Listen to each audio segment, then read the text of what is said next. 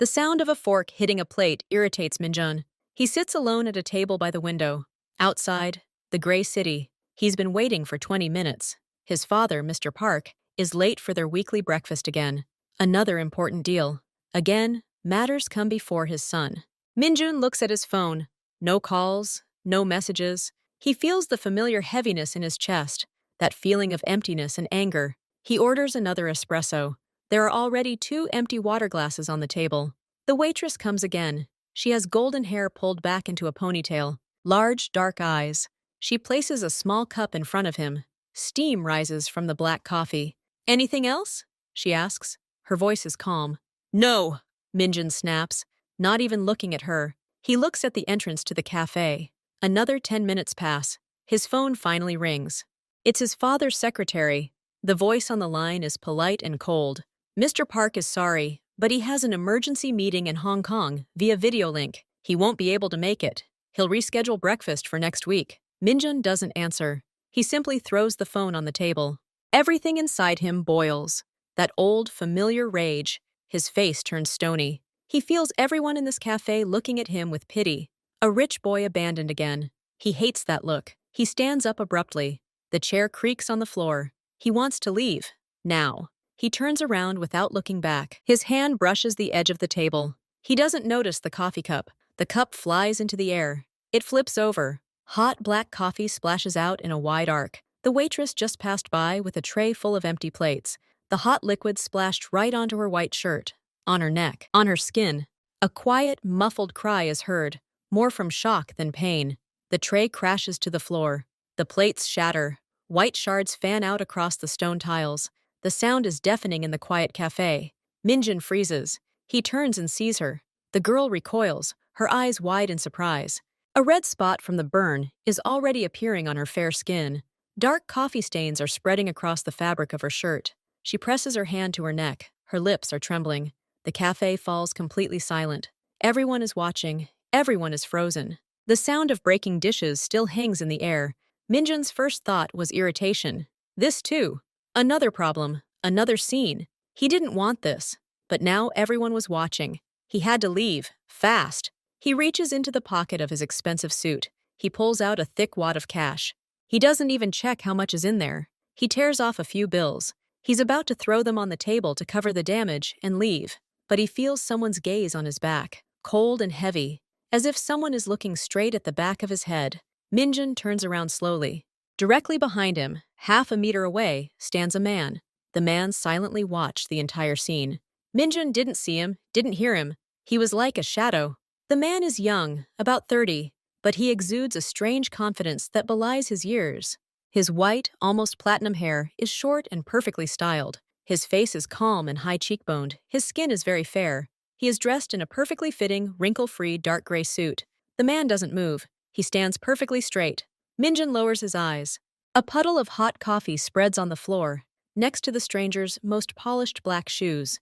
The dark brown liquid soaks his left shoe. A dark, wet spot appears on his right pant leg, just above the ankle.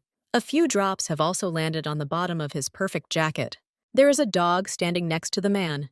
It's a huge Rottweiler. Its fur is jet black, with distinct red markings. The dog isn't on a leash. It simply stands next to its owner, like a statue.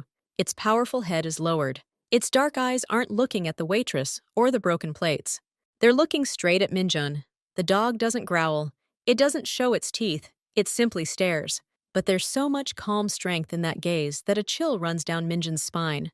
The tiles around them are all stained with coffee and littered with shards.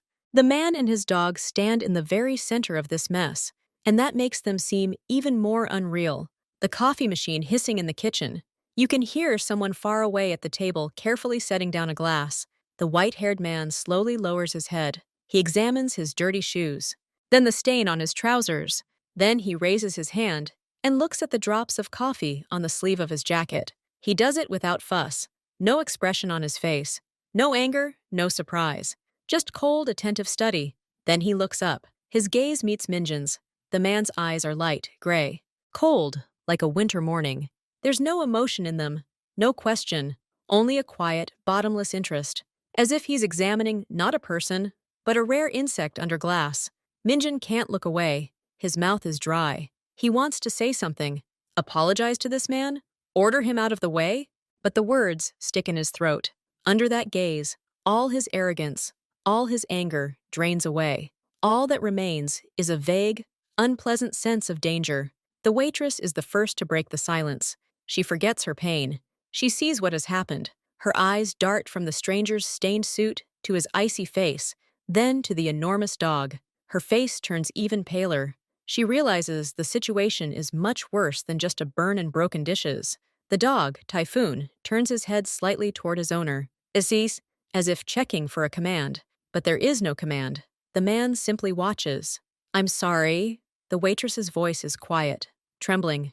She removes her hand from the red skin on her neck and takes an uncertain step forward, avoiding the shards. I'm so sorry. It's entirely my fault. I didn't see. I turned awkwardly. She's lying. Her eyes are full of fear, but not of Minjun. She looks at the white-haired man. She apologizes to him. This lie, this fear in her voice, is like a click for Minjun. He comes to his senses.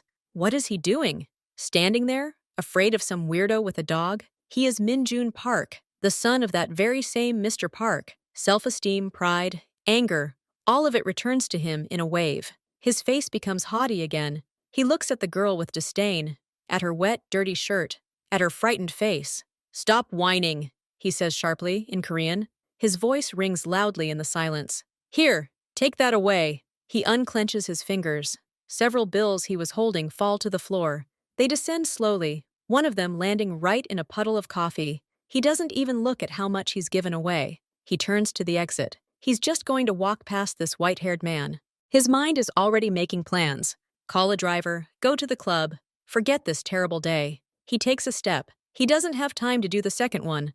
The white-haired man, whom everyone in the cafe had already mentally nicknamed Kai, because only an iceberg could have such icy calm, barely moves his fingers. Click, quiet, almost inaudible. Rottweiler Typhoon moves. He doesn't lunge, doesn't growl. He simply takes one smooth, huge step forward. He stands directly in Minjun's path, between him and the door. Minjun almost bumps into him. He stops to avoid touching the dog. He looks down. The dog's muzzle is level with his waist. He feels the warmth radiating from its powerful body. He feels its calm, even breathing. He looks up at Kai, his face distorted with indignation. Get your dog away, he says through clenched teeth. Kai looks at him. Then his cold eyes slide to the waitress, who stands hunched over, still clutching her neck. Then they return to Minjun. Kai's voice is quiet, even. There's no threat in it. It's only factual, as if he's reporting the weather.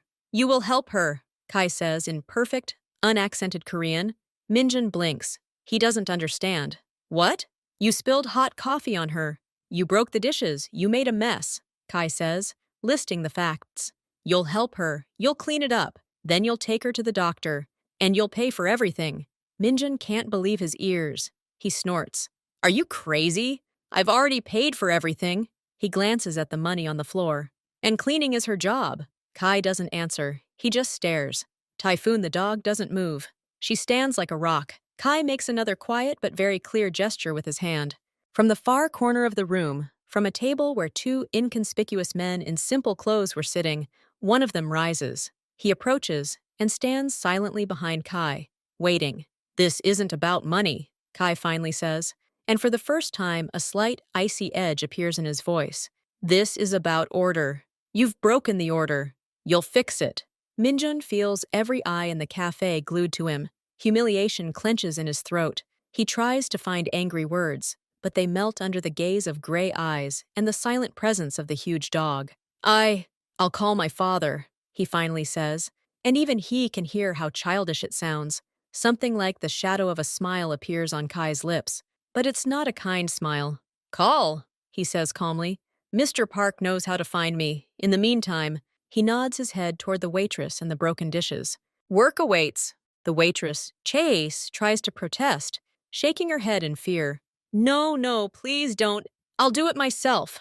But Kai looks at her, and she falls silent. There's no cruelty in his gaze. There's something else. A firm decision. Minjun realizes he has no choice. Not now. The dog, the silent man behind Kai, he's trapped. For the first time in his life, he feels trapped not by his father's prohibitions, but by someone else. Clenching his jaw, he slowly bends down, hatred in his eyes. He picks up the empty cup from the floor, which miraculously didn't break. His fingers tremble with humiliation. An hour later, Minjun sits in a huge leather chair in his father's office on the 52nd floor. The view of the city is stunning, but he can't see it. Mr. Park paces the office, his face dark with anger. "Idiot! Brainless, spoiled brat!" he shouts. "Can't you just sit and drink coffee without causing an international incident?" Minjun grips the armrests of his chair. His own clothes smell of coffee. His hands are dirty. He feels dirty. He hates this white-haired freak even more. "He humiliated me, made me crawl on the floor, like some kind of servant," Minjun screams. "And his dog. You should have seen." "Should I have seen it?" His father stops abruptly in front of him. "I should have seen my son, the heir to everything I've built, behaving like a hooligan in a public place, and then letting some gangster tell him what to do. Then call security. Deal with him." Minjun gets heated. "Wipe him off the face of the earth." Mr. Park looks at him with a long, heavy gaze. The anger in his eyes slowly gives way to something else. Wariness. Fatigue. "What did he look like?" the father asks quietly. "Who?" "The one who stopped you." "Describe it." Minjun shrugs, still seething. "Young, white hair, fair skin, well-dressed. He had a huge black dog with him. He said you knew how to find him." "How impudent." Father slowly walks to his desk and sits down in a chair. He suddenly looks older. "White hair," he repeats to himself. "His name is Kai?" Minjun blinks. "How are you?" And he said, "You'll help her?" Simple words, without threats. "Yes." He just stood there and watched. And that stupid dog of his. "Shut up," Mr. Park says. His voice has become quiet, but there's a steeliness to it. Minjun immediately falls silent. He rarely hears that tone from his father. The father sits silently, staring into the void outside the window. A whole minute passes. "You will do exactly as he said," Mr. Park finally says. Minjun jumps up. "What?" "You will go to the place he tells you to. You will do what he tells you to do. You will not talk back. You will not try to run away. You will not call me with complaints." "Father, you're out of your mind. Who is he?" "He's someone you can't argue with." His father looks straight at his son. In his eyes, Minjun sees not anger, but something more frightening.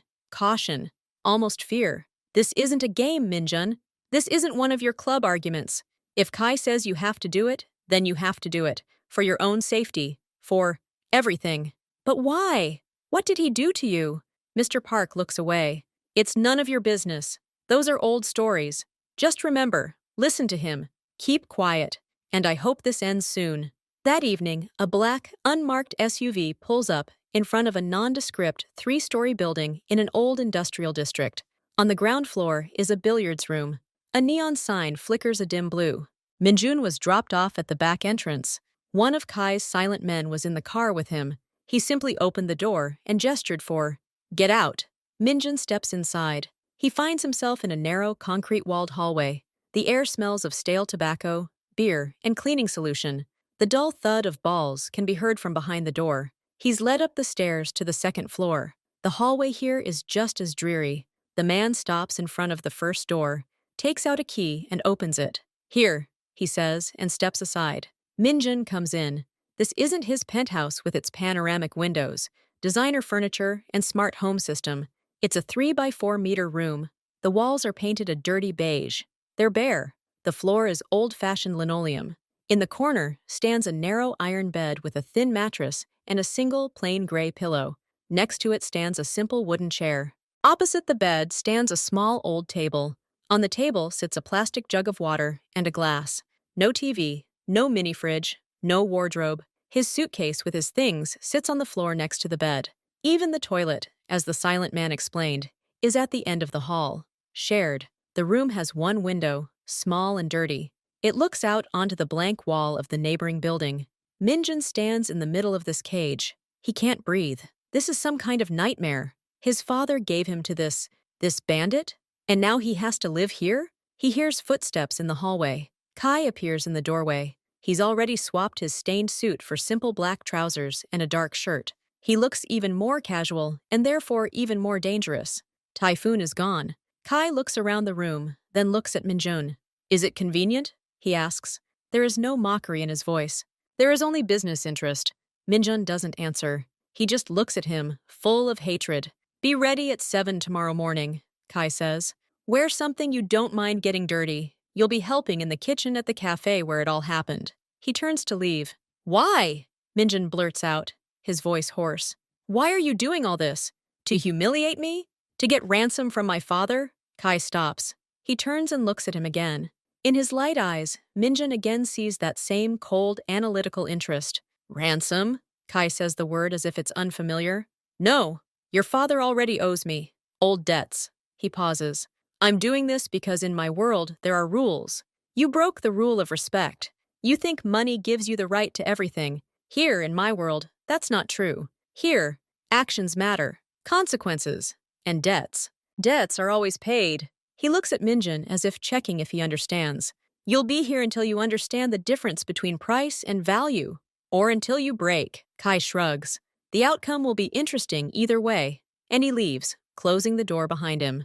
Minjun hears the click of the lock. He is left alone in the quiet, squalid room. The sound of the billiard balls below now seems infinitely distant. He walks over to the bed and sits down on the hard mattress. He rests his face in his hands. For the first time in many years, the billionaire's son feels completely and utterly alone. And he's very scared. The morning begins with a knock on the door. Minjun wakes up from a hard bed. His body aches. He hasn't slept enough. The noise from the billiards hall only died down towards morning. The door opens without warning. Kai stands there, and next to him is Typhoon. The Rottweiler enters the room first. He sniffs the air, his powerful body taking up half the available space. Then he sits at Kai's feet, still watching Minjun. Kai holds a leash in his hand, a simple, sturdy leather belt with a massive metal buckle. Get up, Kai says. His voice is as calm as ever. You're 5 minutes late.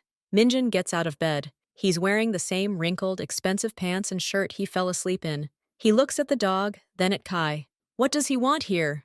Minjun asks, trying to sound confident. Kai doesn't answer. He holds out the leash. Take it.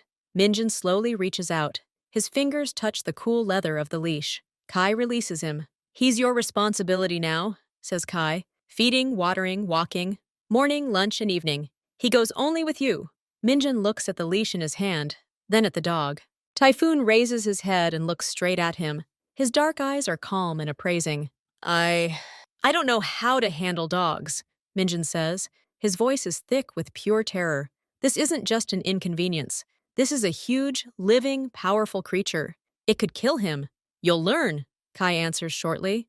The rules are simple. You feed him twice a day, dry food from the pantry on the ground floor. You change his water. You take him for a walk in the alley behind the building.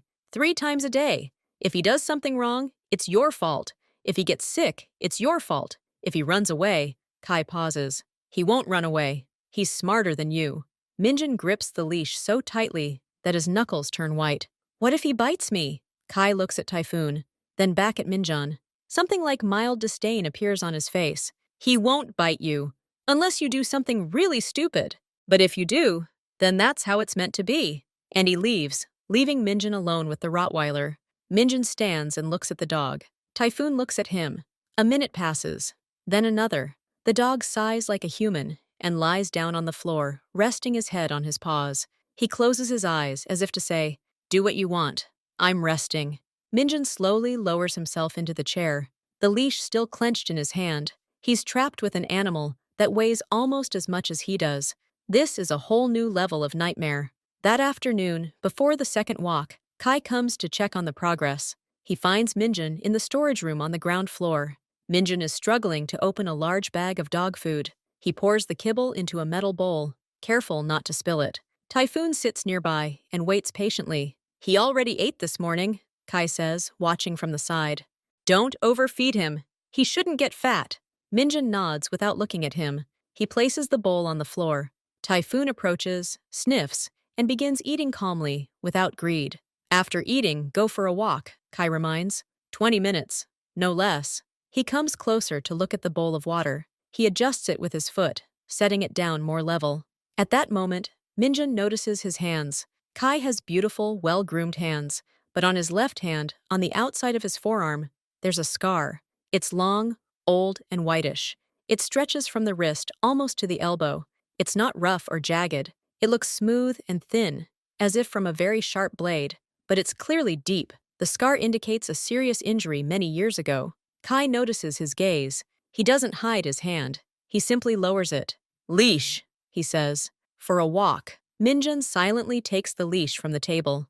He attaches it to Typhoon's collar. His mind races. Where did this scar come from? Who could have inflicted such a wound? What's the story? Kai watches them exit through the back door into the alley. He doesn't comment on the scar. He doesn't explain anything.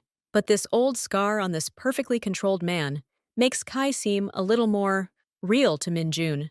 Dangerous, but real. He has a past. He has scars. The alley behind the building is dirty and narrow.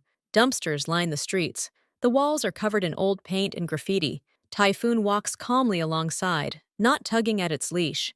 It clearly knows its route.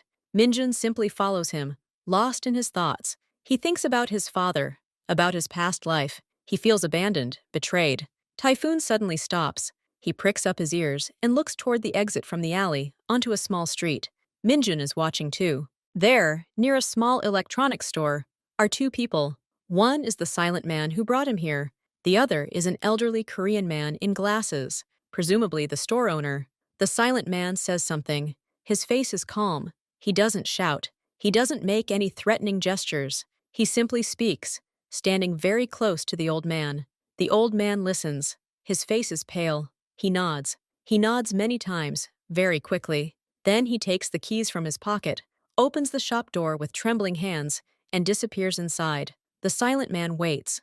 A minute later, the old man returns. He hands the man an envelope. The man takes it without looking, placing it in his inside jacket pocket. Then he bows slightly, politely, and walks away calmly. The old man stands for another minute, leaning against the doorframe. He looks like he's about to fall. Then he slowly walks into the store and closes the door. Typhoon gently tugs Minjun's leash, as if to say, "Let's move on." But Minjun freezes. He had just seen Kai's men collecting money. He had seen the fear in the old man's eyes. He had seen that envelope. This isn't just a pool hall. It's something else. And he, Minjun, is part of it now. He lives here. He walks the boss's dog. He's a witness. He feels a chill in his stomach. This isn't a game. His father was right. This is another world. And now he's in it. The next day, Kai takes him to that same cafe. Not for breakfast, for work. The cafe manager, a small, nervous man, has already been warned. He silently hands Minjun a bucket, a mop, and a rag. "The floors in the living room and kitchen," Kai says to Minjun.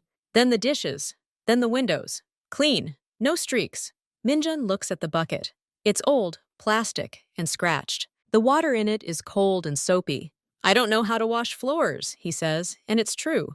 "You'll learn." Kai repeats his favorite phrase and leaves, sitting at a table in the corner with a newspaper. He'll be watching. Minjun stands for a minute. Then he slowly sinks to his knees. He wets a rag in cold water. He wrings it out, awkwardly. Water runs down his arms, seeps under his sleeves. He starts wiping the floor. At first, it's just a mindless motion. Then he realizes he's just smearing dirt. He rinses the rag again. His knees start to hurt on the hard tiles. His back aches. He feels eyes on him. Customers. Waitresses.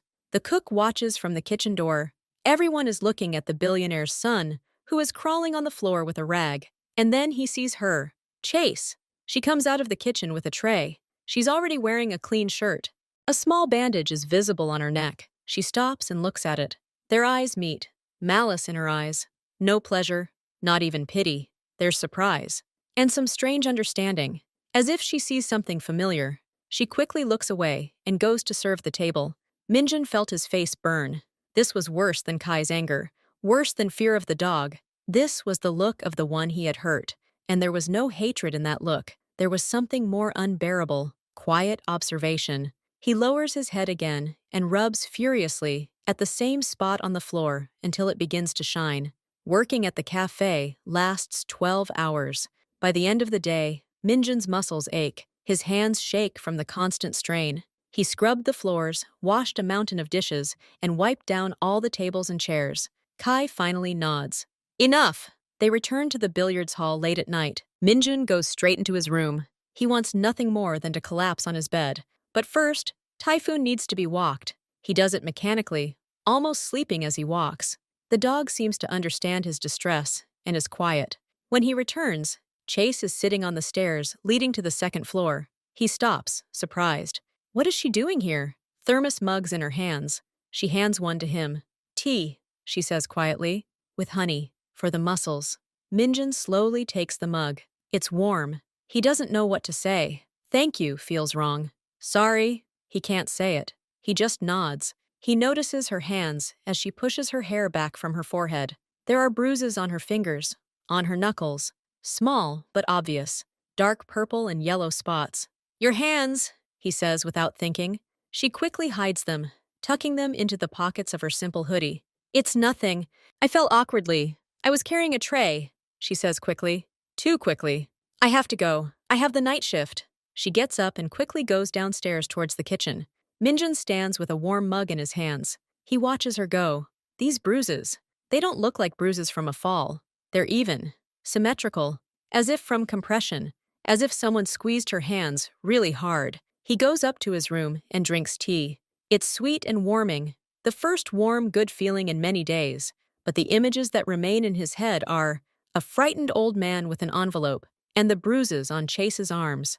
A few days later, Kai gives Minjun a new task. He needs to carry a box of old bills from the office on the first floor to the basement. The billiard room's basement is a labyrinth of narrow corridors. Supplies are stored here: drinks, chips, cleaning supplies.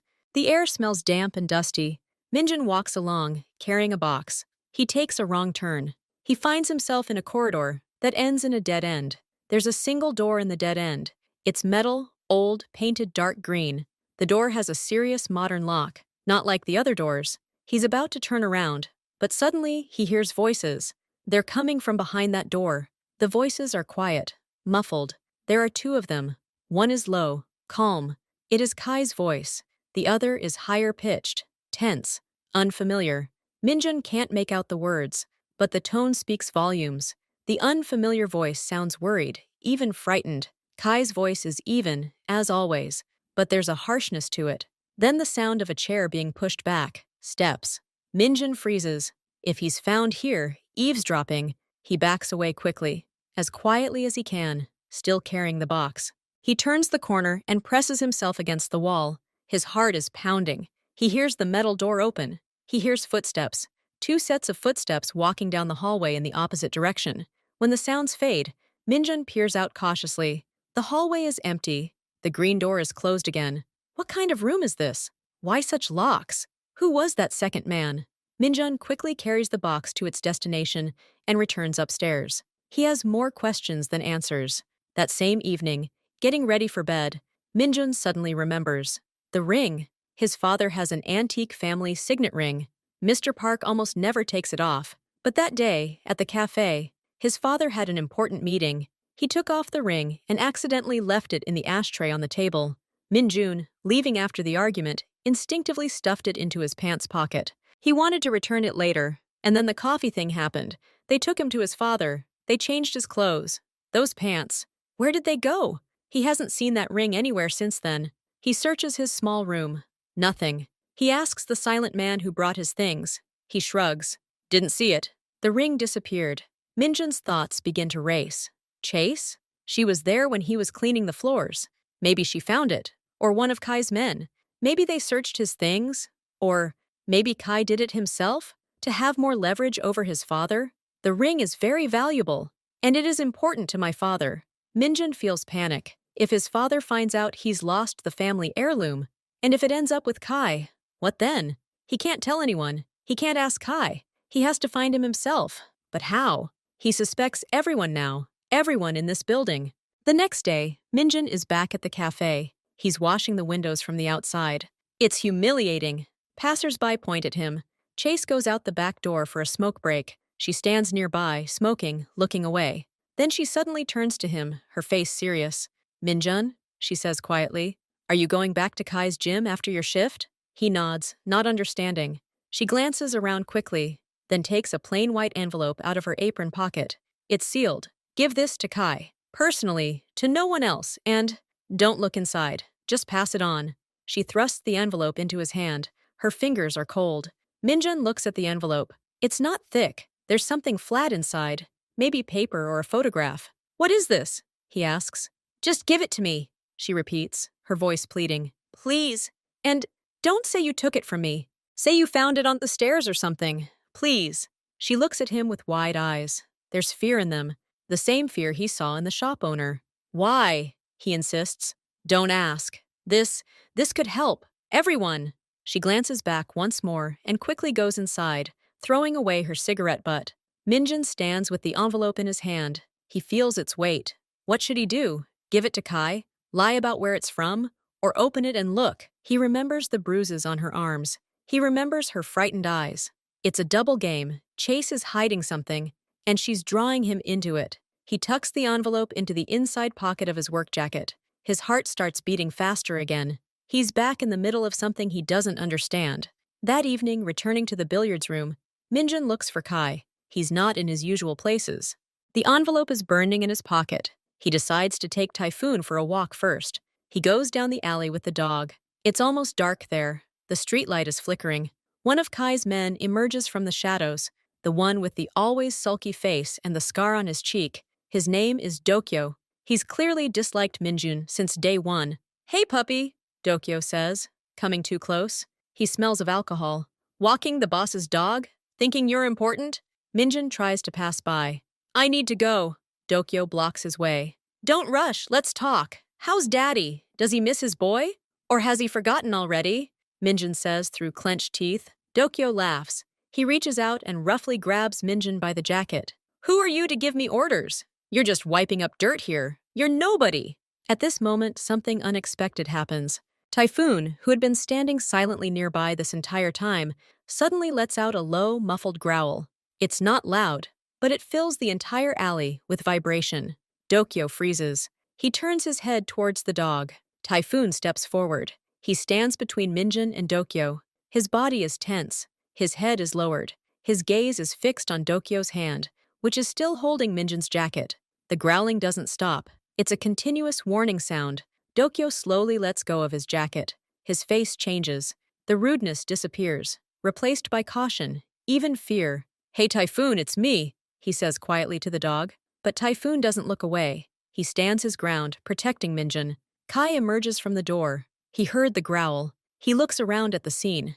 Dokyo, who has taken a step back, Minjun, who is frozen in place, and Typhoon, who has clearly taken a stance. Kai's face remains impassive, but his eyes, those cold gray eyes, narrow. He looks at Typhoon, then at Minjun.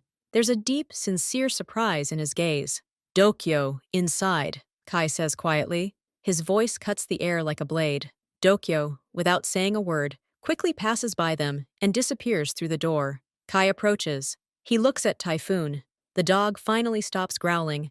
She turns her head toward Kai and wags her tail once, as if in response. Then Kai looks at Minjun. He protected you, Kai states. There's no anger in his voice. There's only a strange, thoughtful surprise. Typhoon has never protected anyone except me. He either ignores you or attacks on command. But to protect himself, of his own free will, he looks at the dog again, as if he were seeing it for the first time. Minjun is silent. He, too, is in shock. This huge, scary dog has taken his side. Why? Minjun blurts out. Kai looks at him for a long time, then slowly shakes his head. I don't know. He says it honestly. Maybe he likes you. Maybe he feels something. Dogs, they can sometimes see right through people. He places his hand on Typhoon's head. The dog rubs against his palm. Go feed him, Kai says. He deserves an extra portion today. And he leaves, leaving Minjun alone with the dog that just changed all the rules of the game. Minjun looks at Typhoon, who looks at him, and wags his tail like a normal dog. Minjun has an envelope from Chase in his pocket. He has a picture of his dog protecting him in his head, and Kai has a look of shock on his face. Nothing is as it seemed anymore. Minjun returns to his room with Typhoon. He's still overwhelmed by what happened. The dog lay down in his place by the bed and immediately fell asleep, as if nothing special had happened. Minjun, however, can't calm down. He doesn't know what to do with the envelope from Chase. He decides to hide it for now. He pushes the nightstand closed and lifts the thin, cracked linoleum in the corner. Beneath it is an old, dusty wooden floor. He tucks the envelope between the planks and lowers the linoleum back down. Then he gets ready for bed. He pulls the sheet to straighten it on the mattress, and then he sees something. There is a small rectangle under the pillow. It is a photograph. He picks it up. It's old, the edges are frayed, the colors are faded, but the image is clear. The photograph shows two young men. They're standing against the backdrop of an old industrial building, smiling. One of them is Kai. He's about 18, no more. His hair isn't white. It's dark, almost black. He's dressed simply, in jeans and a dark t-shirt. He smiles broadly, openly. His eyes are completely different, lively and warm. Minjun barely recognizes him. The second man. Minjun squints. He turns the photograph toward the light. The second man is a little older. He's dressed in a nice but simple suit. He has a confident smile. And he looks very similar. The facial features, the shape of the eyebrows, the demeanor, even in the old photograph. He looks like Mr. Park, like Minjun's father, but younger, many years younger. Minjun sits down on the bed. His hands are shaking. He compares the face in the photograph with his father's face in his memory. It's not exact, but the resemblance is striking. Maybe this is a relative, a cousin, or is this really his father from all those years ago? What is this photograph? Who put it under his pillow? And why? He turns the photo over. There's no writing on the back, just a date, handwritten in blue ink. It's from 20 years ago. 20 years ago, his father was already building his own business. He was already married. He was already expecting the birth of his son. And at the same time, he was standing and smiling with young Kai against the backdrop of some factory. Minjun tucks the photo into his pants pocket. He has to find out. But how? Ask his father? He won't answer. Ask Kai? It could be dangerous. He lies down, but can't sleep. The eyes of a young, smiling Kai, and a face resembling his father's, stand before him in the darkness. In the morning, he's awakened not by the usual knock, but by the door to his room simply opening. Kai stands there. He's alone. His face is like granite. "Get up, follow me," he says. The voice leaves no room for questions. Minjun quickly dresses and leaves. Typhoon, waking, gets up to follow them, but Kai stops him with a gesture. "Place!" The dog lies down discontentedly, but obeys. Kai leads Minjun not down, but up a different staircase, to the third floor. Minjun has never been here before. They walk down a short corridor and enter a room. This isn't an office. It's something like an empty warehouse with bare concrete walls. A simple table and two chairs stand in the middle. A single lamp, shaded, glows on the tabletop, illuminating only the surface. There are already two people in the room. Dokyo, the same one who had the incident in the alley. He's standing against the wall, his face grim. And another man, whom Minjun has only caught a glimpse of, tall, thin, with a quiet voice. His name is So. Kai sits down on one chair. He points to the chair opposite. Minjun sits down. The light bulb shines directly into his eyes. "We're going to talk about two things," Kai begins. His voice is even, but every sound echoes in the empty room. "First, what were you doing in the basement the day before yesterday around 6 o'clock? Minjun swallows. He thought he hadn't been seen. I was carrying a box of bills, just like you said. You entered a dead-end corridor. You were standing by the green door," Kai says emotionlessly. "What did you hear there?" "Nothing. I just got lost. I left right away." Kai looks at him for a long time. Then he nods. Seo emerges from the shadows. He's holding a tablet. He turns on the recording.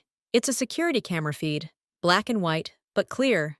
It shows Minjun carrying a box as he enters a dead-end hallway. He stops at the door and stands there for almost a minute. Then he quickly leaves. "You stood and listened," Kai states. "You heard the conversation. Who was in the room?" Minjun understands that lying is useless. "Cameras are everywhere.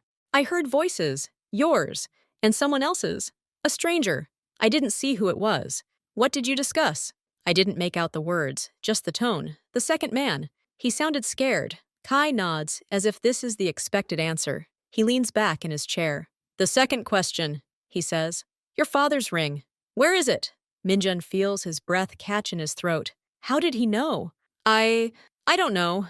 It was in my pocket. Then it disappeared. "Do you think I took it?" Kai asks. There's no offense in his voice. There's only cold interest. Minjun says honestly, "I couldn't find it anywhere." Kai looks at Dokyo, who shifts nervously from foot to foot. Dokyo says he saw this ring in your room, on the table. He says you bragged about selling it if you ran away. Minjun jumps up. "That's a lie. I've never seen him in this room. He's lying." Dokyo looks at him darkly. I saw it. It was on the nightstand, with the family ring. You said it was your insurance policy. Minjun wants to rush at him, but Kai raises his hand. Calm down. He looks from Minjun to Dokyo. So one of you is lying. Interesting. I usually don't like uncertainty. He stands up and walks over to Dokyo. You searched his room yesterday when he was at work. Why? Dokyo turns pale. I was just checking, just in case, to make sure nothing was missing. And you found the ring? Kai asks quietly. Dokyo is silent. Then he nods. Yes, but I didn't take it. It was lying in plain sight. Why didn't you report it to me? Kai's voice becomes even quieter, and that makes it even more frightening. Dokyo doesn't know what to answer. Kai turns to Minjun. Your room will be searched again. Now, if the ring isn't there, then someone took it. Or you and Dokyo are lying together. Minjun nods. He's ready. He knows the ring isn't there. But then he remembers. The envelope from Chase, hidden under the floor. If they find it, what will he say? He feels a cold sweat on his back. This ordeal has suddenly become much more dangerous. While So and another man search Minjun's room, he is forced to remain in this empty room under Kai's supervision. Dokyo led him away, his face gray with fear. Kai smokes silently by the window, looking out into the courtyard. He doesn't seem worried about the results of the search, as if he already knows everything. 20 minutes later, S returns. He's carrying a small wooden box. He places it on the table in front of Kai. No ring, says So. But we found this. Under the floor. He opens the drawer. Inside is a white envelope, the very same one. Kai takes the envelope. He doesn't open it right away. He looks at Minjun. Explain. Minjun knows he needs to lie. Like Chase asked. Say he found it. I found him. On the stairs. Yesterday. Found it, Kai repeats. He turns the envelope over. It's not sealed. Kai simply shakes the contents out onto the table. Several sheets of paper fall out. They're not money. They're printed tables, columns of numbers, dates, amounts, and one photograph. The photo is also old. It shows a middle-aged man, Korean, in an expensive suit. He's leaving some restaurant. The quality is poor, taken with a hidden camera, but you can make out his face. Kai takes the photograph. He looks at it for a long time. Then he puts it back. Do you know who that is in the photo? He asks Minjun. Minjun looks. He doesn't recognize her. No, it's a competitor. One of those who wants to take this area from me, Kai says calmly. And these papers, these are copies of financial reports. My reports. Very confidential. He looks up at Minjun. You say you found it. Where exactly? On the stairs between the first and second floors. Just lying there. Kai nods. Does he believe it? Doesn't he? It's impossible to tell from his face. Okay, go. Get back to your work. I'll deal with the ring separately. Minjun comes out, his knees buckling. He doesn't understand. Why didn't Kai punish him? Why didn't he probe further? He returns to his duties at the cafe. His thoughts are jumbled. An envelope with incriminating documents on a competitor, from Chase. Why did she have this? And why did she ask him to give it to Kai secretly? After his shift, he sees Chase. She's packing her things in the staff locker room. She looks tired and nervous. At that moment, her phone rings in her bag. She quickly takes it out, looks at the screen, and turns pale. She looks around, sees Minjun, and her face contorts with panic. She runs out of the locker room without finishing changing, holding the phone to her ear. He hears her hiss into the receiver. I'm coming! Right now! And she runs away through the back door, looking around once more. Minjun stands and watches her go. She's not just scared, she's desperate, and she's hiding something big. He remembers the bruises on her arms, the mysterious calls, and that envelope. Chase isn't just a waitress, she's involved in something, perhaps against her will. The next day, Kai calls Minjun. He seems calm, as if yesterday's conversation never happened. I have a task for you, he says. A simple one. You deliver a package to the right address. He hands Minjun a small, heavy brown envelope. It's sealed and tied with twine. The address is handwritten on a piece of paper taped to the top. You'll deliver it personally, only to the master of the house. No guards, no maids. Understood? Minjun nods. He takes the envelope. It's heavier than it looks. Kai gives him money for a taxi and the exact address. The area is very nice, one of the most expensive in the city. Minjun is riding in a taxi. He looks out the window. He hasn't been in a neighborhood like this for weeks. Clean streets, expensive cars, high fences. He finds the right house. It's not just any house. It's a modern mansion, large panoramic windows, a perfect lawn, a fountain at the entrance. He has a strange feeling. This area, it's familiar. He's been here. A long time ago. He approaches the massive wooden doors. He rings the bell. The door isn't opened by a maid or a security guard. It's opened by a woman. She's about 45 years old. She's dressed in an elegant lounge suit made of expensive fabric. She has an intelligent, beautiful face. She looks at Minjun, and her eyes widen in surprise. Minjun? She says.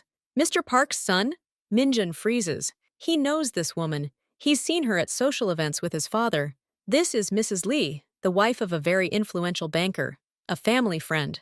Well, not a friend, but a business partner. Ms. Lee, he mutters. Hello? She looks at his clothes. He's wearing simple, clean pants and a shirt, bought at a nearby store with Kai's money. No brands, no luxury, and he's holding a cheap paper bag. What are you doing here? She asks, her gaze sliding from his face to the bag and back again. Her voice is a mixture of surprise and slight concern. And what is this? Minjun feels his face heat up. He can't tell the truth. He can't say he's a messenger for someone like Kai. I'm just dropping something off for Mr. Kim, he says, remembering the name written on the envelope. Mrs. L's face becomes inscrutable. She glances quickly over her shoulder, then back at him. Mr. Kim hasn't lived here for 6 months, she says quietly. We bought this house from him. Are you sure of the address? Minjun looks at the piece of paper. The address is correct. The name is Mr. Kim. I was told to give it to the owner of the house personally, he says stubbornly, feeling panic rising inside. Mrs. Eel slowly shakes her head. She extends her hand. Give it to me. I'll tell my husband. He'll sort it out. Minjun takes a step back. No, I was told personally. Sorry. He sees something change in her eyes. From surprise and anxiety comes understanding and pity. Minjun, my boy, she says very quietly. Are you okay? Your father, does he know you're here? What are you doing? This question, this tone, this is the last straw. He feels like a complete idiot. He's been used. He's been sent to the wrong place. Why? To humiliate him? To test him? So that someone would see him like this? Sorry to bother you, he says quickly. He bows and practically runs away from the mansion, clutching the meaningless package in his hand. He hears the door slowly close behind him. He stands on a perfectly clean sidewalk, in an expensive area, wearing cheap clothes, with a bag for a person who doesn't exist. And he realizes that Mrs. Lee has just seen him. She will definitely call his father. Or someone else. A scandal was inevitable. And Kai knew it. Kai planned it. But why? Returning to the billiards room, Minjun expects Kai's wrath over his failed mission, but Kai merely takes the bag from him without looking inside and nods. Okay. This good is more frightening than screaming. That evening, Minjun can't sleep. He expects a call from his father, a rebuke, but the phone is silent. Perhaps Ms. L hasn't yet decided to call. He goes out into the hallway to get water from the cooler. Downstairs, on the first floor, it's quiet. The pool hall is already closed, but voices can be heard from behind the door of the small office Kai uses as an office. One voice is Kai's, smooth, low. Another, Minjun freezes, listening. He knows this voice all too well. It's his father's voice. Minjun's heart starts pounding. Father is here, now. Secretly, he carefully descends the stairs. He can't make out the words, but the tone is clear. His father speaks quickly, with suppressed anger. Kai replies briefly, calmly. Minjun presses himself against the wall next to the half-open door. An old debt, Kai, mister, Park says, his voice tense. I acknowledge it, but that doesn't mean… Confession is the first step, Kai interrupts. But the deadline has passed. Interest has accrued. You talked about a month, about a simple lesson, but what's this now? Parcels sent to false addresses? He's been seen like this. This is part of the lesson. He needs to see his old world from the outside, how others see it. There is a pause. He doesn't know anything, the father finally says, his voice weary. About you. About what happened. And it's for the best, for now. Knowledge is a dangerous thing for a boy in his position. I can pay. Now. Any amount. Just let him go. Kai's voice turns icy. This isn't about money, Puck. You still haven't figured that out. This is about duty and consequences. It will remain until I decide the lesson has been learned, or until you fulfill the rest of our agreement. Another long pause, then the sound of a chair being moved. Okay, the father says quietly, but if something happens to him, he'll get what he deserves, just like everyone else. Minjun hears footsteps heading towards the door. He quickly and silently runs back upstairs and disappears into his room. He sits on the bed in the dark, shaking. An old debt. The deadline has passed. He knows nothing. Father owes Kai something. Not money, something else. And he, Minjun, is part of the payment for that debt. After Father's visit, the atmosphere in the hall changes. Kai's men, especially the older and rougher ones like Dokyo, begin to openly express their displeasure. Minjun hears snippets of conversation in the kitchen while washing dishes. Coddles him like a child, grumbles one. Cleans, feeds the dog. What's next? Will she kneel before him? The boss knows what he's doing, another younger man retorts uncertainly. He has his reasons. Reasons? Snorts the third. The reason is that old man Pak pays the severance pay, and we work here, take risks, and this son comes to visit. Minjun understands that his presence is dividing the team. To them, he's the boss's weakness, a quirk, and that makes his position even more precarious. If Kai loses his authority because of him, those who are dissatisfied might solve the problem in their own way. He's increasingly finding himself the target of hostile glances. Even Typhoon, who's usually neutral, sometimes steps between him and someone, as if sensing the tension. 2 days later, Kai calls Minjun into his office. On the desk in front of him, lying on a velvet cloth, is the missing ring. Minjun freezes in the doorway. Sit down, Kai says. He points to the ring. Found it, Minjun blurts out. In Typhoon's kennel, behind the bedding. You must have dropped it while you were cleaning it, and it rolled away. Minjun looks at the ring, then at Kai. It's too convenient, too easy. He remembers how carefully he cleaned the booth. There was nothing there. I don't remember him being there, he says carefully. Kai shrugs. Dogs like to hide shiny things. Take it. Give it back to your father. He pushes the ring across the table. Minjun takes it slowly. The metal is cold. He doesn't believe this story. But what else can he do? Accuse Kai of lying? He understands that this is a message. I can take your things whenever I want, and I can return them whenever I want, and I'll make up any story I want for it. That evening, Chase finds him herself. She looks exhausted. We need to talk. Secretly, she whispers. They walk out into the alley. The Typhoon follows them like a shadow. The envelope, she begins. Kai found it, at my place. Minjun interrupts. I said I found it on the stairs. Chase closes his eyes for a moment, sighing in relief. Thank you. But what was that? Why did you give him documents about a competitor? Chase looks at his arms. The bruises are almost gone. I'm studying accounting. At night, online. I want to get out of here, find a normal job, she says quietly. Sometimes when the gym is closed, I help S balance the books. He trusts me because I keep my mouth shut and do everything precisely. She pauses, looking into the darkness of the alley. A week ago, I saw some strange figures in the books. Large sums that weren't coming from our usual sources, and they were going to one account. I Googled it. That account belonged to the company whose director's photo I gave you. A competitor. I got scared. I thought maybe someone inside was double-entry bookkeeping, stealing from Kai. Or these were payments for something terrible. I printed out these statements and photos. I wanted to give them to Kai anonymously, to warn him, but I was afraid. Why through me? Because you're an outsider, you won't be suspected of settling scores within the group. If someone had seen me handing the envelope to Kai. She doesn't finish the sentence, but Minjun understands. The bruises on her arms could have appeared for a reason. And what did he say? Nothing. He just took it. But the next day he interrogated me. He asked what I saw, who I told. I lied, said I didn't understand anything about numbers. He seemed to believe me, or pretended to. She turns to Minjun, and there is real fear in her eyes. I feel like I've meddled in something that wasn't my business. And now, they're watching me. A day later, Kai gives Minjun another package to deliver. This time, the address is in the old port district. Exactly the same as last time. Personal delivery. To no one else. Minjun is wary. He doesn't believe Kai. But what should he do? Refuse? He takes a taxi to the designated area. The place is deserted, filled with warehouses and abandoned buildings. He gets off at the right address. A dilapidated office building. The door is locked. He knocks. Nobody opens. Suddenly, he hears footsteps behind him. He turns around. Three men in dark clothes, wearing balaclavas, emerge from around the corner. They walk straight toward him, quickly and silently. These aren't his father's men. His father's guards dress differently and act differently. These aren't Kai's people.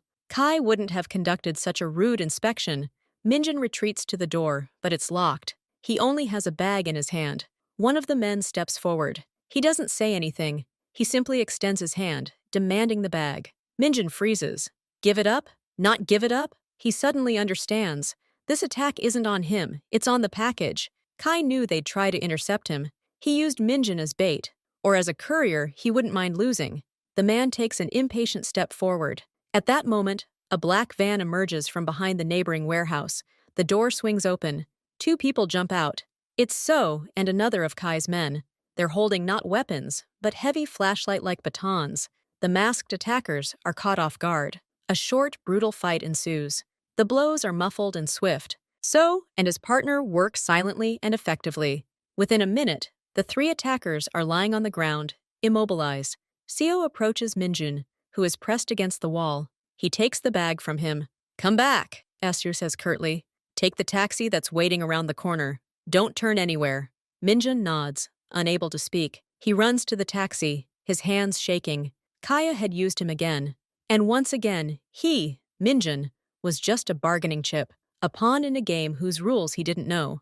The return to the billiard room takes place in complete silence. So immediately disappears with the bag. Kai doesn't appear. Meanwhile, Chase tries to live in the shadows.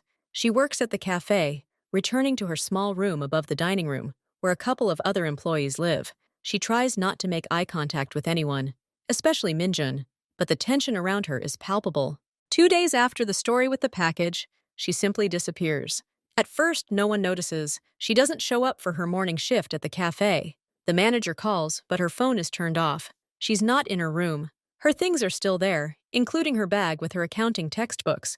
The first one raises the alarm. He finds Minjun mopping the floors in the hallway. Have you seen Chase? S asks. His usually impassive face is tense. No, since last evening. So groans and leaves. And 10 minutes later, Kai and his closest associates convene in the hall for an emergency meeting. Minjun, dusting the stairs, overhears fragments. Definitely them. Competitors. They think she knows everything about the bills, the transfers. A ransom is needed. Or information. Kai is silent for the longest time. Then his voice, icy and clear. They got the wrong one. She doesn't know anything. They screwed up. And now, they'll realize it. And then they'll get the one they think knows. They'll get him. The room falls silent. Minjun feels his back go cold. Him? That's him. Chase was handing him the envelope. She could speak to him. The competitors, the very ones whose photo was in the envelope, now think he has the information. He's no longer a pawn. He's become a target. Kai calls Minjun into his office. The only other person in the office is Typhoon, lying at his master's feet. Sit down, Kai says. He looks tired but collected. Do you understand the situation? Minjun nods. They think I know what Chase saw. True. And while they're thinking that, they won't touch her. To them, she's a mistake. You're the target. That changes the rules. What are we going to do? Kai looks at him. For the first time, his gaze is free of contempt or cold curiosity. There's a simple, businesslike assessment. We'll find her, before they realize they've screwed up and get rid of her. And for that, I need your help. Mine? I don't know anything. But you know her. You've talked to her. You've seen her lately. Have you noticed anything? Strange calls? Places she's been going? People? Minjun remembers. Her panic on the phone. Her rush. The bruises she didn't want to talk about. She was afraid of someone, he says slowly. Not you. Someone else. She kept getting calls that made her run away. And one day she said she needed to go to the clinic on the other side of town to get an old arm injury checked out. Kai raises an eyebrow. Injury? What kind? She didn't say, but it could have been an excuse. Kai nods. He turns to the computer. So's already tracking her phone. It was turned off immediately, but the last signal was from the southeast, near the old docks. There are a lot of abandoned warehouses there. Go to So. Look at the maps. Remember everything you can. Every detail. Minjun walks over to So, who's sitting at the monitors. One screen displays a city map with a red marker. The signal has disappeared here, says So.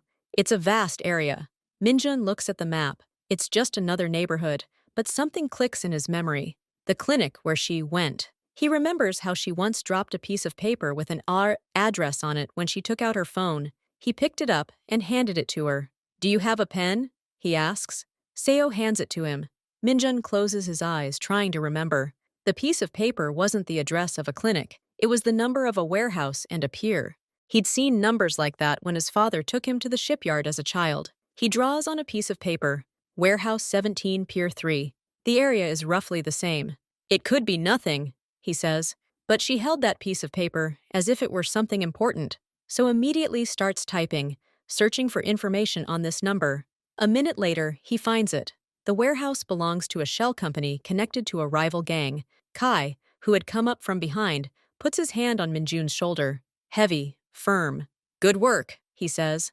"Now we know where to look, but this is the lair, and they're waiting. They're waiting for me to come with ransom, or information, or for me to send you." "I'll go," Minjun says without thinking. Kai looks at him in surprise. "This is not your war, boy. They took her because of me, because of the information they think I don't have. I have to." Kai is silent for a long time, studying his face. Then he nods. "Typhoon will go with you. He's the best alarm. My men and I will be outside. We'll ensure an escape route. But inside, you'll need to go alone. Or with her. We'll only make a fuss if something goes wrong." For the first time, Minjun feels not fear, but a strange, cold determination. He's not a hero. He's scared. But he knows he has to do this. For Chase. And for himself. Typhoon, hearing his name, stands up and approaches Minjun, nuzzling his hand. The alliance of the three is sealed. Night. Old docks. The wind whistles between rusty containers. Typhoon walks ahead, unleashed, his ears pricked, leading them silently like a ghost. Kai, Minjun, and two people, Seo and another, advance in the shadows. They emerge at Warehouse 17. A single guard stands at the entrance, smoking and yawning. Kai makes a barely perceptible gesture with his hand, so disappears into the darkness. A minute later, a soft groan is heard, and the guard's body softly falls to the ground. Kai approaches the door. It's locked from the outside with a heavy padlock. He takes out the lockpicks, and after 30 seconds, a click echoes through the silence. He looks at Minjun and nods at Typhoon. "He'll go in first. Then you. We'll wait for the signal." Minjun takes a deep breath. He pushes the heavy metal door. It creaks. Typhoon slips inside. Minjun follows. It's dark inside, smelling of damp and oil. A flashlight from the ceiling illuminates the central passage. At the far end, near the wall, he sees her. Chase sits in a chair, her hands tied behind her back. Her mouth is taped shut. Two men stand next to her. One of them is the one whose photo was in the envelope, the director of the shell company. The other is a large, rough-looking man with a pistol tucked into his belt. They're not looking at the door, but somewhere off to the side, animatedly arguing about something. Apparently, they weren't expecting such a quick entry.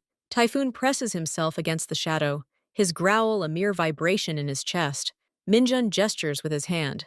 "Wait." He's creeping along the wall, using piles of old tires for cover. He needs to get closer. He hears snatches of conversation. "Kai won't send the boy. He's not an idiot. And I'm telling you, he'll send it. He cares about his own, and this black girl is one of his own. And the boy has become one of his own too. I heard." Minjun freezes 10 meters away. He looks at Chase. She sits with her eyes closed, but tears are streaming down her face. At that moment, his foot steps on an empty glass bottle. A loud crunch echoes throughout the quiet warehouse. Both men turn around sharply. Yi, the one with the gun, grabs it. "Who's there?" he shouts. Minjun emerges from behind the tires, his hands raised. "I'm the one you're waiting for. Minjun Park. Let her go. She doesn't know anything." The director looks at him, and a smile spreads across his face. "Well, here he is. He came on his own. Where's Kai?" "Outside. I'm alone." "You're lying!" The man with the gun points the barrel at him. "Kai would never send a valuable hostage alone. You're a pawn, just like her." Minjun says, his voice firmer than he feels. "I'm Park's heir. I'm worth more than you can imagine. Let her go and we'll talk." The director laughs. "Oh, we'll talk. About the numbers she saw in Kai's books, and about how much your dad will pay to keep you from being cut up and mailed." Suddenly, there's a crash outside. The sound of breaking glass. Screams. Kai's signal. Both men are momentarily distracted, looking at the door. That moment is all Typhoon needs. He flies out of the shadows like black lightning. He doesn't lunge at the people. He grabs the hand of the one with the gun. His powerful jaws close on the wrist. There's a crunch, a cry of pain. The gun falls to the floor. The director jumps back in horror, feeling for something in his belt. A knife. Minjun rushes to chase. He rips the tape from her mouth and begins to untie the ropes. At that moment, the warehouse door slams open. Kai stands in the doorway, illuminated by moonlight from behind. He holds a crowbar in his hand.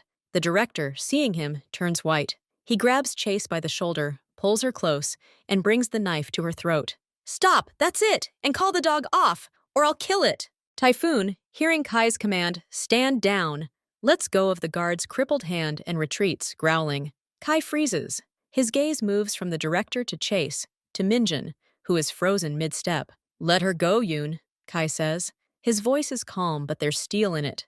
"This is between you and me." "Between us?" The director, Yoon, laughs hysterically. "It all ended between us 20 years ago, when your dear mentor, Mr. Park, turned you into the cops to save his own skin, and you got away with just a scar on your hand and a stint in juvenile hall. And then you got out, to take back everything that should have been mine." Minjun looks at Kai. The scar on his hand. Father? His father turned Kai in? Kai doesn't deny it. His face is stony. "Puck paid for his actions. He built me this empire out of guilt, or out of fear, but it doesn't matter anymore. Let the girl go. She's not part of this story." "And him?" Yoon points the knife at Minjun. "Is he part of history, the son of a traitor?" "He's here to right his father's wrong," Kai says. "He didn't know." "How touching!" Yoon presses the blade to Chase's skin. A thin red line appears on her neck. "Now, Kai, drop your weapon and order your men to leave. Otherwise, she will die before your eyes. And then the boy will die." Kai slowly lowers the crowbar. He raises his hand to signal his men to retreat. At that moment, Minjun sees Chase's eyes meet his. There's no fear in them. There's determination. She nods slightly toward the floor where the gun has fallen. It's lying 5 feet away. Minjun doesn't think. He lunges for the gun. It all happens in seconds. While Yoon and Kai stare at each other, Minjun lunges. His fingers close around the cold grip of the pistol. Yoon notices movement. His eyes widen. He abruptly pushes Chase away from him, aiming the knife at Minjun with both hands. Chase falls to the floor. Yoon takes a step forward. Typhoon is already standing between him and Minjun. The dog doesn't growl. It simply stands there, blocking the passage with its entire body. Its posture says more clearly than words, "You cannot get through me. Get the dog away!" Yoon Kai shouts, not taking his eyes off Typhoon. "I can't," Kai answers calmly. "He doesn't listen to her in this state. She's protecting him." Yoon is furious. He lunges, waving the knife, trying to scare the dog and drive it away. Typhoon doesn't retreat an inch. He lunges with lightning speed, shorter than Yoon's. His teeth snap in the air, a centimeter from the knife-wielding hand. This isn't an attack. This is a final warning. Yoon jumps back, his face distorted with anger and fear. He understands. He won't get through. Then he changes tactics. He quickly looks around and sees a piece of rusty iron pipe on the floor next to the guard writhing in pain. He bends down and grabs it. With a heavy pipe in one hand and a knife in the other, he looks more menacing. He swings the pipe, forcing Typhoon to take a step back to avoid being struck. "I'll get through!" He roars and makes a wide swing with the pipe. At that moment, Minjun raises his gun. He's never held a gun before. His hands are shaking. He aims it somewhere in Yoon's direction. "Stop!" he shouts, his voice breaking. Yoon freezes for a moment, seeing the gun. Then he laughs. "You won't shoot, boy!" And he takes another step, raising the pipe no longer over the dog, but over Minjun. A loud, deafening bark rings out. Not a roar, but a bark. Loud, demanding, full of fury. Typhoon does something no one expected. He doesn't lunge at Yoon. He leaps straight at the pipe in his hand, sinking his teeth into it. A blow from the heavy dog knocks the pipe from Yoon's hands. He staggers. The knife in his other hand describes an uncertain arc. Kai, seizing the moment, takes one long step. He doesn't run. He simply appears next to Yoon, like a shadow. His hand grabs Yoon's wrist, holding the knife. With his other hand, he delivers a short, sharp blow to the solar plexus. Yoon exhales with a groan and doubles over. The knife clinks onto the concrete.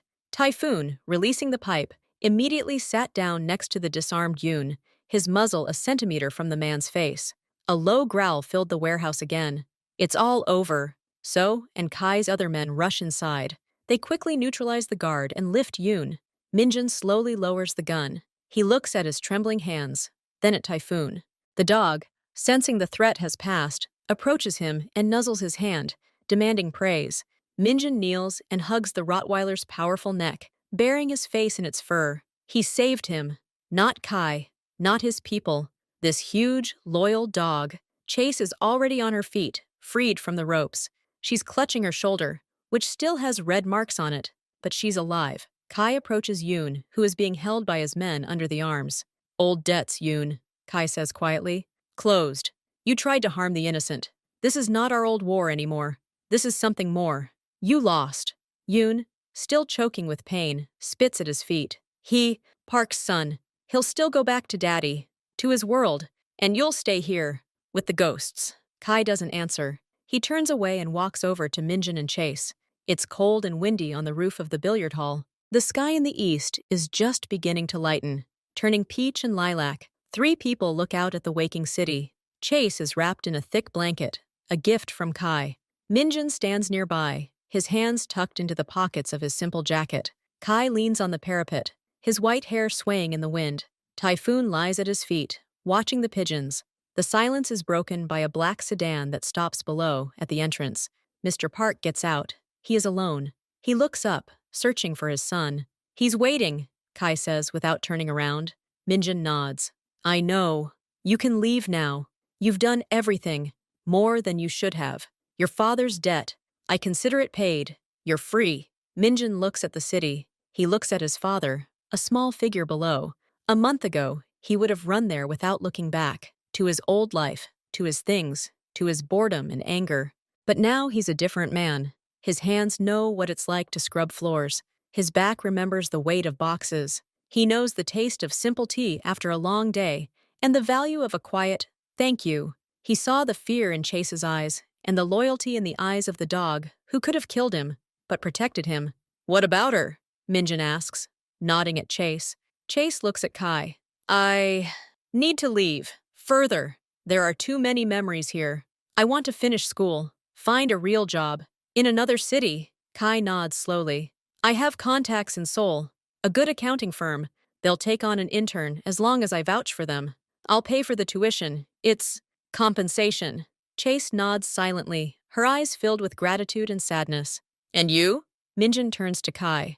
What will you do? Kai looks at his scar, visible beneath the rolled-up sleeve of his shirt. Then at the city that was his battlefield and prison for 20 years. I'll live. I'll do business. He looks at Minjin. A legitimate business. Old accounts closed. A new page. He pauses. You can come. Visit Typhoon. He'll miss you. Minjin looks at the dog. Typhoon raises his head and wags his tail. Dawn breaks. Golden light floods the roof. Minjin takes a deep breath. He turns and walks toward the stairs. Chase follows him. Kai remains standing, looking into the distance. His father is waiting for him as he leaves the building. Mr. Park looks older and very tired. Son, he begins. Minjin stops in front of him. He doesn't hug him. He just looks. Minjin says, his voice is calm. I'll take Chase to the station. I'll help her get settled in Seoul. Then we'll talk. About a lot, including Kai. And about old debts. The father opens his mouth to object, but sees his son's eyes. They are no longer the eyes of a spoiled boy. These are the eyes of a man who has seen fear, pain, and loyalty, and who has made his choice. Mr. Park nods slowly. Okay, I'll wait.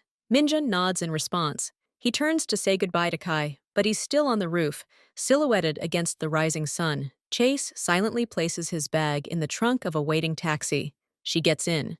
Minjin stands on the sidewalk. He looks back at the pool hall.